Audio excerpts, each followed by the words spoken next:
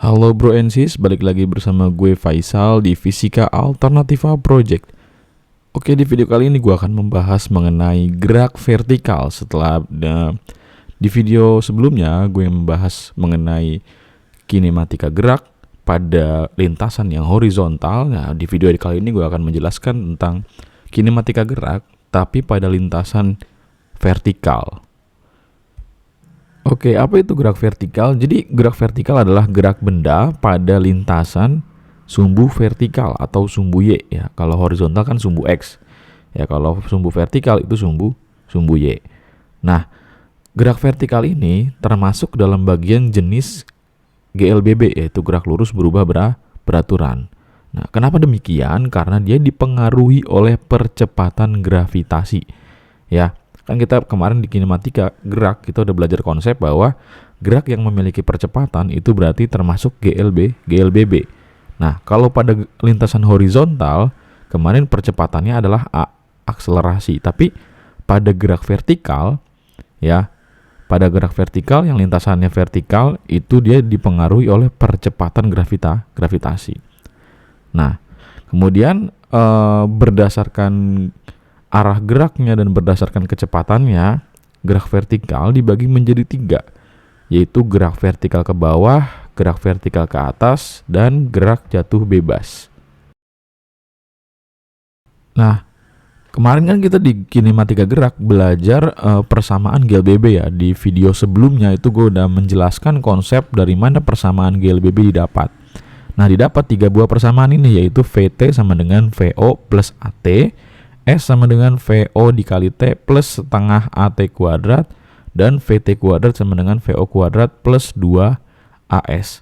Nah, apakah pada gerak vertikal persamaan ini juga berlaku? Ya, persamaan ini berlaku untuk gerak vertikal juga, tapi dalam bentuk yang berbeda. Nah, 3 persamaan ini akan gue ubah menjadi VY sama dengan VOY plus minus GT, H sama dengan VOY plus minus setengah GT kuadrat, dan yang terakhir VY kuadrat sama dengan VOY kuadrat plus minus 2GH. Nah, tanda plus minus ini maksudnya apaan, Kak? Nah, tanda plus minus ini menyatakan arah gerak benda. Ya, jadi kalau bendanya itu awalnya bergerak searah dengan percepatan gravitasi atau G, maka dia tandanya positif. Nah, kalau misalkan dia berlawanan dengan percepatan gravitasi, maka dia tandanya negatif. Nah, sekarang gue bakal bahas satu persatu, yaitu yang pertama gerak vertikal ke bawah. Apa sih gerak vertikal ke bawah? Jadi gerak vertikal ke bawah adalah gerak benda yang arah geraknya jelas vertikal ke bawah. Nah, tapi ciri khasnya itu apa? Nah, ciri khasnya dia adalah diawali dengan sebuah lemparan. Jadi kalau teman-teman menemukan tipe soal dengan kalimat misalkan sebuah benda atau sebuah bola dilempar ke bawah, nah itu tandanya dia gerak vertikal ke bawah. Nah, karena dia diawali dengan lemparan, maka kecepatan awalnya tidak 0. Alias apa? Dia punya kecepatan awal. Dari mana kecepatan awalnya itu ada? Ya dari lemparan. Gitu ya. Jadi dia dilempar dengan kecepatan awal sebesar VO. Ya, nilainya bisa diketahui, bisa juga yang ditanya, tergantung dari jenis soalnya seperti apa. Jadi teman-teman harus teliti baik-baik. Nah, ini gue masukin gambarnya, contohnya ya. Misalnya ada seorang pemain basket yang mau melakukan slam dunk ke arah ring. Nah, itu kan tentunya dia sambil memegang, kan nanti pas udah mau masuk ring, bolanya dilempar gitu kan. Ya. Nah, bolanya dilempar kemana? Ya jelas ke bawah gitu kan. Nah, dengan kecepatan apa? Kecepatan sebesar VO, kecepatan lemparannya. Ya, nah, maka kalau kita perhatikan ya, arahnya kan ke bawah nih, vertikal ke bawah. Nah, berarti tanda dari persamaan yang digunakan adalah positif. Ya, kalau ke bawah kan searah nih dengan percepatan gravitasi. Jadi 3 persamaan tadi kita tulis ulang tapi dengan tanda positifnya saja. Yang negatifnya kita nggak tulis. Jadi persamaannya adalah VY sama dengan VOY plus GT H sama dengan VOY dikali T plus setengah GT kuadrat. VY kuadrat sama dengan VOY kuadrat plus 2GH. Nah, jadi 3 itu persamaan yang kita gunakan pada gerak vertikal ke bawah. Nah, VY itu apa? VY itu kecepatan bola pada arah sumbu Y. Nah, jadi kalau misalkan pada gerak horizontal itu kan VT ya, tapi pada vertikal gue ganti jadi VY. Kenapa? Karena takutnya kalian keliru antara VY dengan VX karena itu dua buah kecepatan yang berbeda arah seperti itu. Jadi VY itu bisa diibaratkan sebagai kecepatan benda pada arah sumbu Y pada waktu tertentu. Misalnya ketika sebuah bola dilemparkan dengan kecepatan awal sebesar 2 meter per detik katakanlah. Nah, berapa kecepatan bola ketika dia berada di ketinggian setengah meter? Nah, itu VY namanya gitu. Atau berapa kecepatan bola pada saat di titik maksimumnya, yaitu VY gitu. Nah, kalau VOY itu berarti kecepatan awalnya. H adalah ketinggian, G adalah percepatan gravitasi yang nilainya bisa saja 10, bisa saja 9,8 tergantung dari soal. Dan T adalah waktunya. Nah, berikutnya adalah gerak vertikal ke atas. Ya, lawannya dari gerak vertikal ke bawah. Berarti arah gerak benda sudah jelas vertikal ke atas. Karena dia vertikal ke atas, maka dia berlawanan dengan percepatan gravitasi atau G itu tadi ya. Kemudian sama seperti gerak vertikal ke bawah, gerak vertikal ke atas juga diawali dengan sebuah lemparan. Maka dia punya kecepatan awal. Kecepatan awalnya tidak 0. Ya. Misalnya ketika sebuah peluru ditembakkan dari pistol atau ketapel yang ditembakkan, itu kan pelurunya mental gitu ya ke atas dengan kecepatan awal. Karena apa? Karena dia dilempar. Atau ketika kalian juga berusaha untuk melempar sebuah benda atau batu ke arah atas, maka kecepatan lemparan itu dianggap sebagai kecepatan awal dari benda yang kalian lempar. Seperti itu. Nah, misalnya ini ya, gue beri contoh ketika seorang pemain basket ya. Oke, ada gambar seorang pemain basket. Ya, kita anggap saja dia mau melakukan lemparan vertikal ke atas ya. Jadi bola basket dilempar dengan kecepatan awal sebesar VO. Lalu kemudian ya, gue kasih bola basket lagi di atasnya. Nah, oke.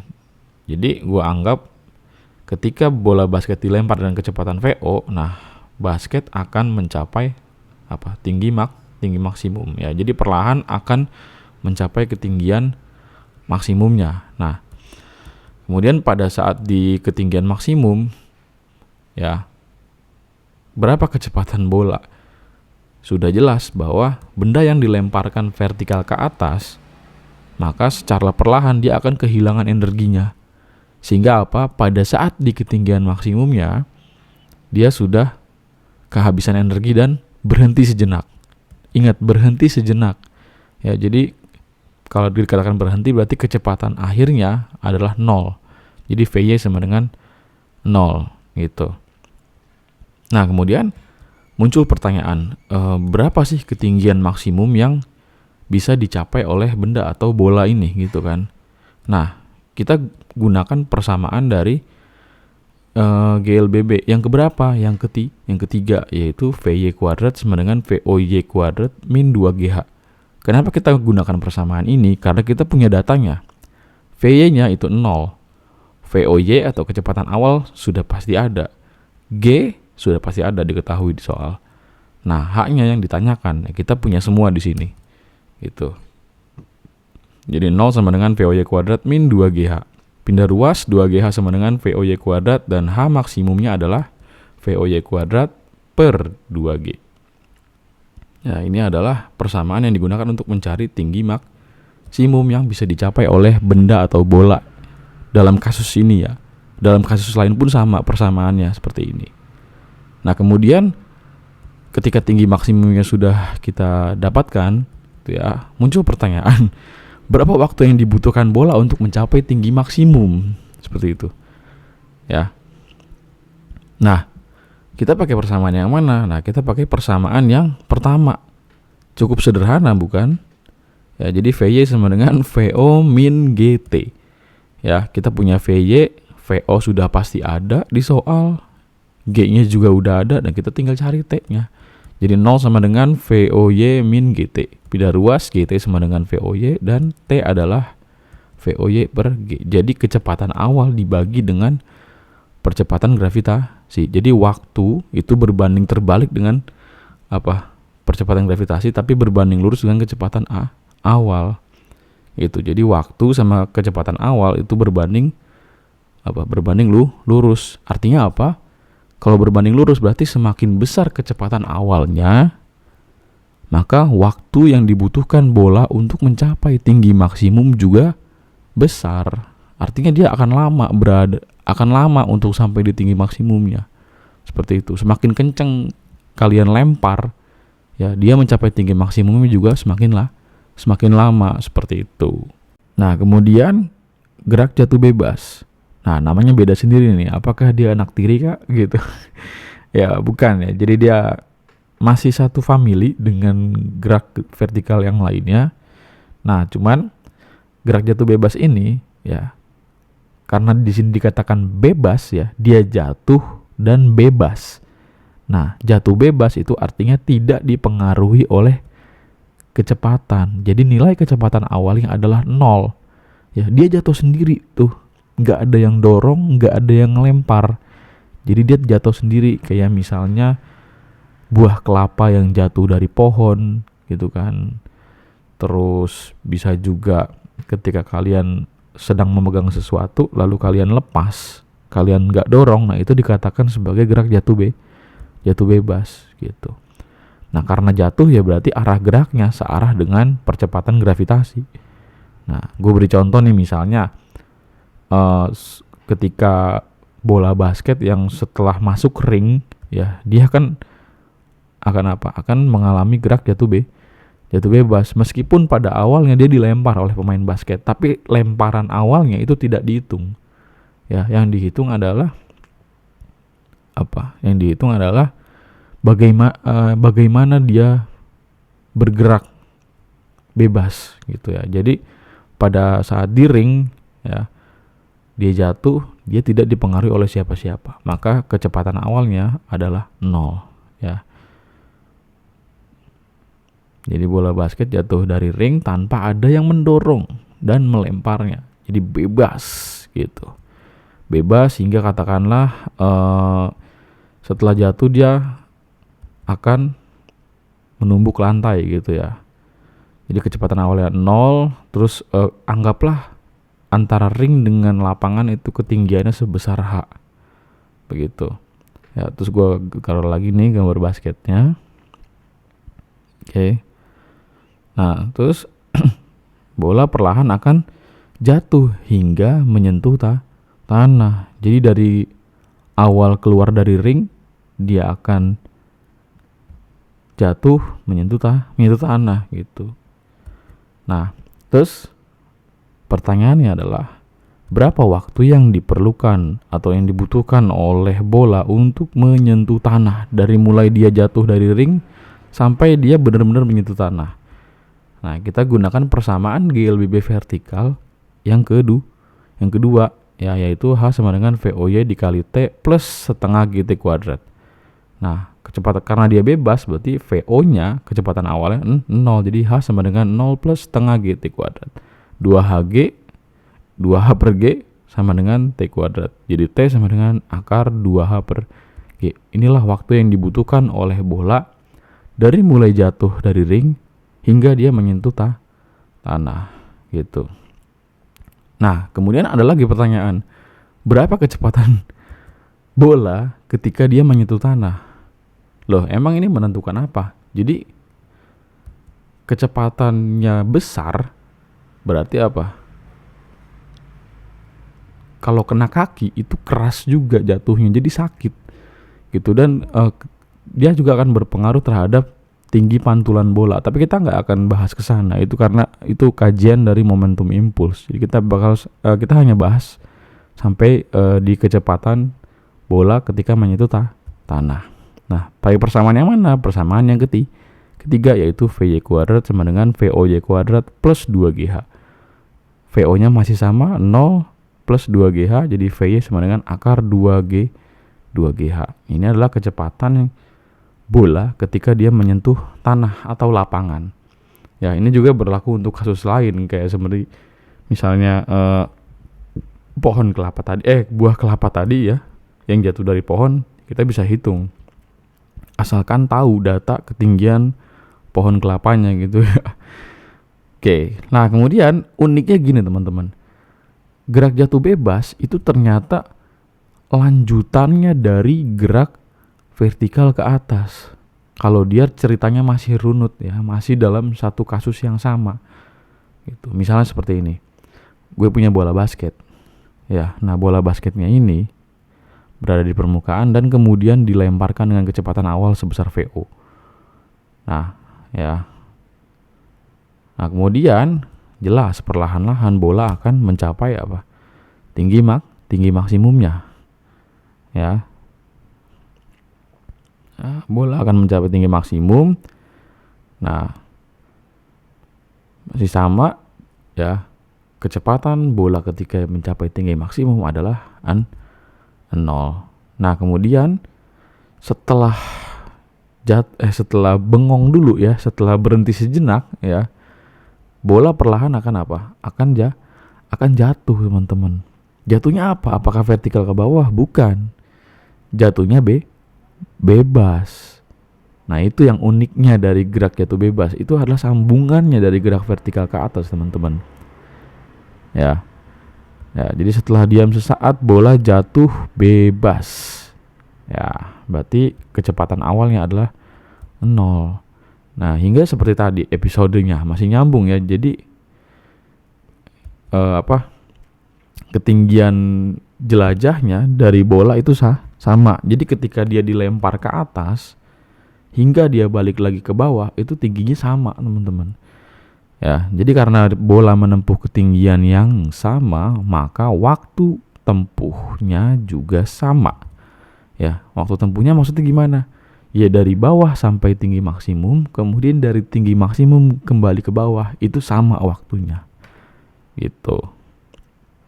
Ya, jadi gue beri nama titik A, B, C, dan D. Ya, jadi waktu dari A ke B sama dengan waktu dari C ke D. Gitu. Nah, lalu kalau misalnya ada pertanyaan, berapa lama waktu bola selama di udara? Maksudnya apa? Apakah naik doang ataupun turun doang? Enggak. Kalau dikatakan berapa lama waktu bola selama di udara, itu artinya kalian harus menjumlahkan dua buah waktu tadi.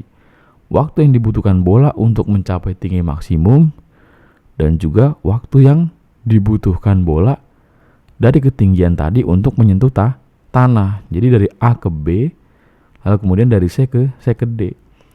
Itu. Jadi dijumlah. Atau bisa juga rumusnya T udara sama dengan 2 kalinya TAB gitu. Jadi 2 VOY per G kayak gitu. Gampang kan? Oke, itu dia tadi penjelasan gue mengenai gerak vertikal. Ya, itu konsep ya. Jadi sengaja gue nggak mau gue nggak mau ngasih tahu langsung. Oh, kalau gerak vertikal ke atas rumusnya ini. Oh, gerak jatuh bebas rumusnya ini. Oh, gerak vertikal ke bawah rumusnya ini. Gue nggak mau kayak gitu. Gue maunya kalian paham dari dasar banget, dari konsep banget, kayak gitu. Pun kalau misalkan di video ini ada yang kurang jelas, kalian boleh tanyakan dengan cara berkomentar ya di kolom komentar yang tersedia. Oke, sekian dulu video kali ini. Sampai ketemu di video-video berikutnya. Jangan lupa suka, komentar, dan sebarkan kepada teman-teman kalian. Bilang bahwa ada channel belajar yang bagus, gak kalah dengan yang berbayar. Oke, sampai jumpa. Bye.